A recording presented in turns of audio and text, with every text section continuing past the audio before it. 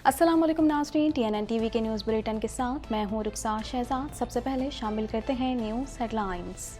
वज़ीर-ए-आज़म शहबाज शरीफ की लंदन में मियां नवाज शरीफ से मुलाकात। पंजाब काबीना और पावर शेयरिंग से मुतालिक अहम फैसले किए जाने का इम्कान। नून लीग बड़ा फैसला करने जा रही है।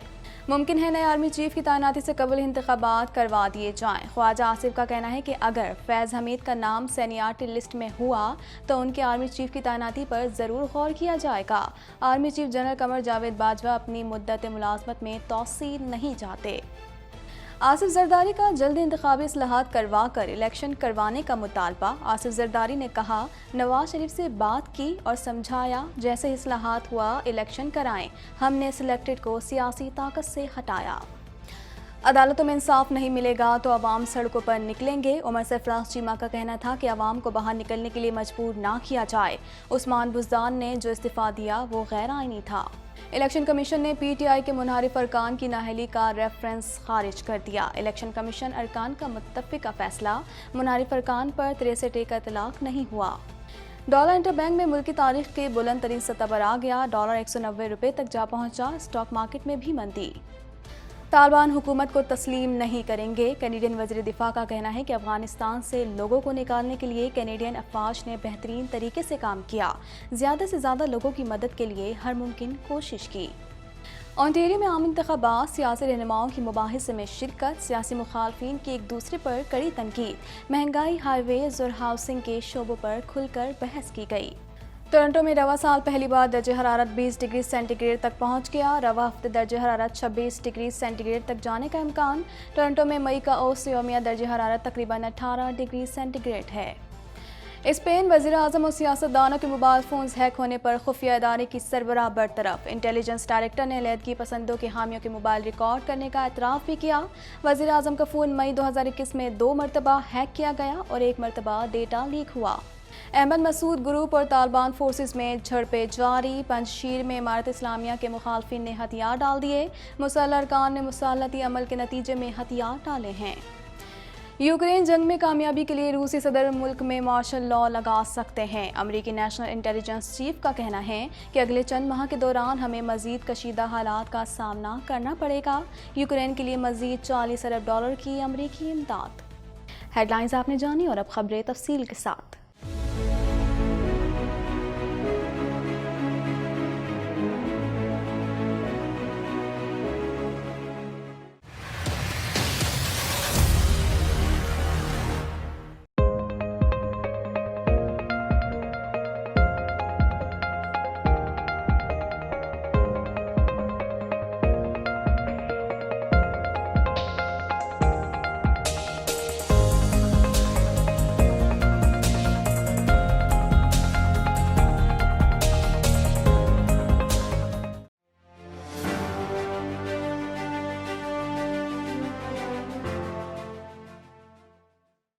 वज़ीर-ए-आज़म शहबाज शरीफ पाकिस्तान मुस्लिम लीग नून के कायद से मुलाकात के लिए लंदन पहुंच गए, जहां पर उनकी साबिक वज़ीर-ए-आज़म से 1-on-1 मुलाकात हुई है। मुलाकात में साबिक वफाकी वज़ीर ख़जाना इसहाक डार भी शरीक थे। मज़ीद जानते हैं इस रिपोर्ट में।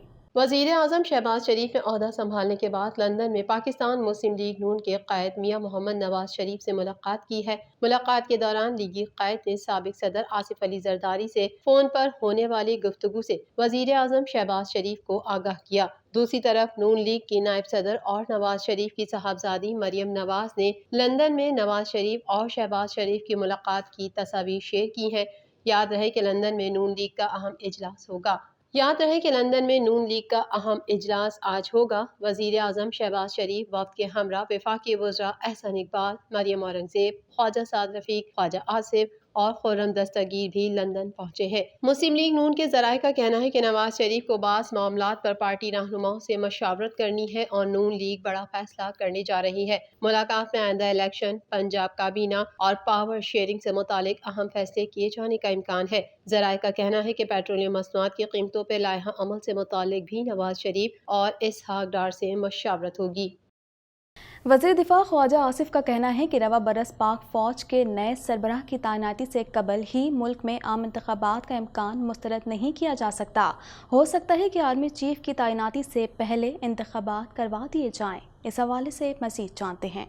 وزیر دفاع خواجہ آصف کا کہنا ہے کہ ممکن ہے نئے آرمی چیف کی تعیناتی سے قبل ہی انتخابات کروا دیے جائیں۔ برطانوی نشریاتی ادارے کو انٹرویو دیتے ہوئے وزیر دفاع خواجہ آصف کا کہنا تھا کہ رواں برس پاک فوج کے نئے سربراہ کی تعیناتی سے قبل ہی ملک میں عام انتخابات کا امکان مسترد نہیں کیا جا سکتا۔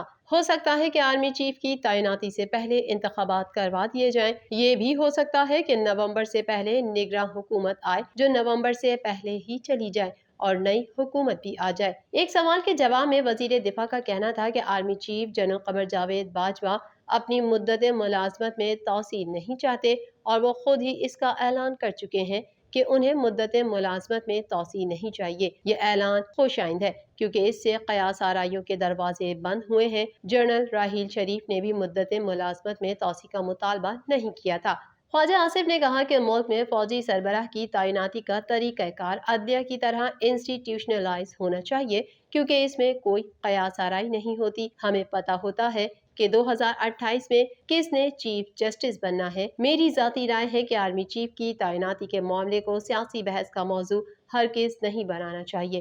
اس کا طریقہ کار 100% میرٹ پر ہونا چاہیے۔ وفاقی وزیر دفاع کا کہنا تھا کہ سابق وزیر اعظم عمران خان نئے آرمی چیف کی تعیناتی کے معاملے پر اپنی ذاتی مرضی کرنا چاہتے تھے کیونکہ وہ چاہتے تھے کہ ان کے سیاسی مفادات اور حکمرانی کے تسلسل کا تحفظ یقینی بنایا جا سکے۔ وزیر اعظم کی صوابدید ہے کہ فوج کے بھیجے ناموں میں سے کس کو منتخب کرے۔ 2013 اور پھر 2016 میں 2 آرمی چیفز کی تعیناتی ہوئی۔ اس وقت کے وزیر اعظم نے میرٹ کی بنیاد پر فیصلے کیے اور فوج کی جانب سے ریکمنڈیشن کا مکمل احترام کیا، جبکہ نواز شریف جنرل راحیل شریف کو نہیں جانتے تھے۔ جنرل قمر جاوید باجوہ کو اس وجہ سے جانتے تھے کہ وہ راولپنڈی کور کمانڈ کر رہے تھے، لیکن آرمی چیفز کی تعیناتی میں ادارے کی تجویز کا احترام کیا گیا ہے۔ لیفٹیننٹ جنرل فیض حمید کے حوالے سے سوال پر خواجہ آصف کا کہنا تھا کہ اگر فیض حمید کا نام سینیورٹی لسٹ میں ہوا تو ان کے آرمی چیف کی تعیناتی پر ضرور غور کیا جائے گا، بلکہ ان سب ناموں پر غور ہوگا جو اس فہرست میں ہوں گے۔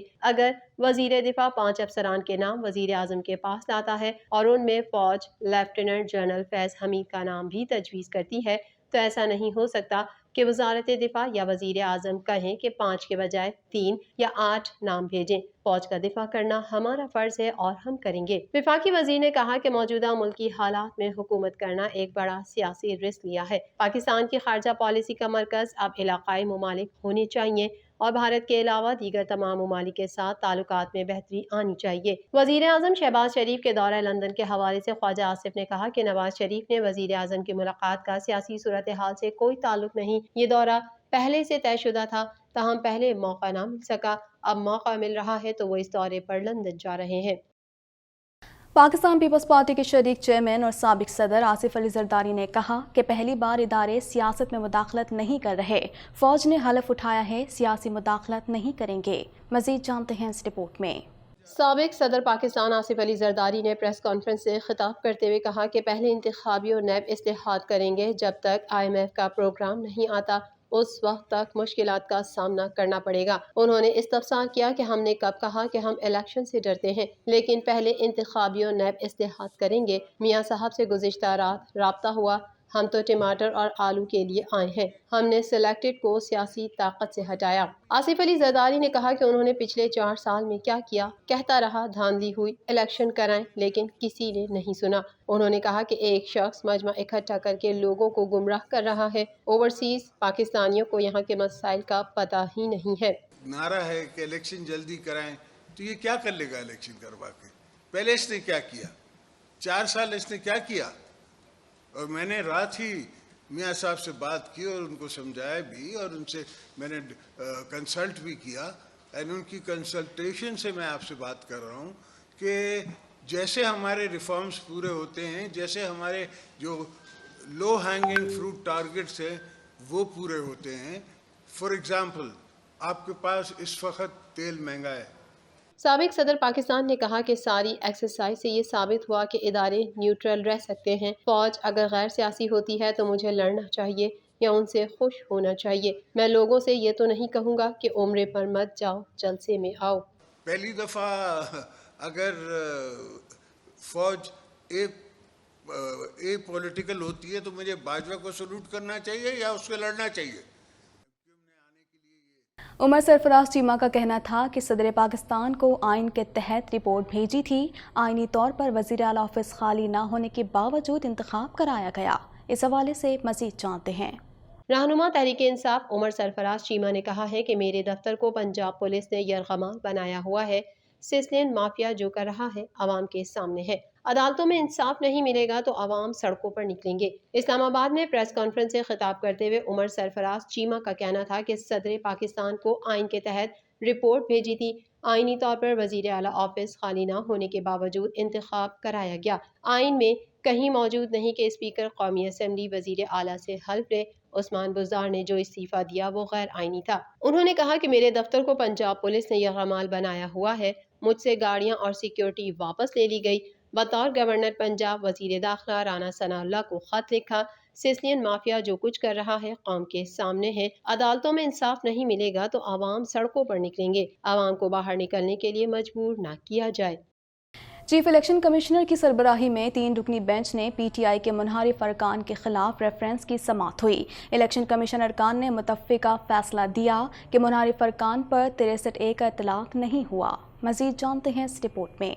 इलेक्शन कमीशन ने पीटीआई के मुनहरिफ अरकान की नाअहली का रेफरेंस खारिज कर दिया। चीफ इलेक्शन कमिश्नर की सरबराही में 3 रुकनी बेंच ने पीटीआई के मुनहरिफ अरकान के खिलाफ रेफरेंसेस की समाअत की। इलेक्शन कमीशन अरकान ने मुतफ़्फ़िका फैसला दिया कि मुनहरिफ अरकान पर 63A का इत्तलाक नहीं हुआ। इलेक्शन कमीशन में मुनहरिफ अरकान के खिलाफ नाअहली रेफरेंसेस केस में पीटीआई की जानिब से मजीद रिकॉर्ड जमा कराने की दरख्वास्त दी गई थी, जिसकी मुखालफत मुनहरिफ अरकान ने की थी, जिसके बाद इलेक्शन कमीशन की जानिब से फैसला महफूज किया गया था। वाज़ेह रहे कि आज सुबह पीटीआई के मुनहरिफ अरकान ने अपने खिलाफ आर्टिकल 63A की खिलाफ वर्जी के रेफरेंसेस को खिलाफ कानून और आइन और नाकाबिल समाअत करार दे दिया था। मुनहरिफ अरकान ने अपने जवाब में इस्तदा की थी कि इलेक्शन कमीशन पहले रेफरेंसेस के काबिल समाअत होने पर फैसला करे, क्योंकि ये खिलाफ आइन और नाकाबिल समाअत है।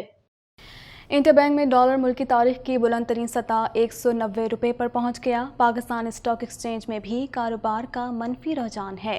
इस हवाले से मज़ीद जानते हैं। पाकिस्तान में अमरीकी डॉलर तारीख की बुलंद तरीन सतह पर पहुंच गया। गुज़िश्ता रोज इंटरबैंक में 188 रुपये 66 पैसे पर बंद हुआ था। ताहम आज भी कारोबार के आगाज से ही डॉलर की कीमत बढ़ने का सिलसिला जारी रहा। एक मौके पर इंटरबैंक मार्केट में डॉलर 1 रुपये 50 पैसे इजाफे के बाद 190 रुपये 16 पैसे, जबकि ओपन मार्केट में डॉलर 191 रुपये 50 पैसे से भी तजावुज कर गया था। ताहम स्टेट बैंक के जारी आदादोशुमार के मुताबिक कारोबारी दिन के अख्तिताम पर इंटरबैंक मार्केट में डॉलर 1 रुपये 136 पैसे इजाफे के साथ 190 रुपये 2 पैसे पर बंद हुआ। दूसरी जानिब पाकिस्तान स्टॉक एक्सचेंज में भी कारोबार का मनफी रुझान जारी है और 100 इंडेक्स 600 से ज़ायद पॉइंट से कम होकर 42,901 पर ट्रेड कर रहा है।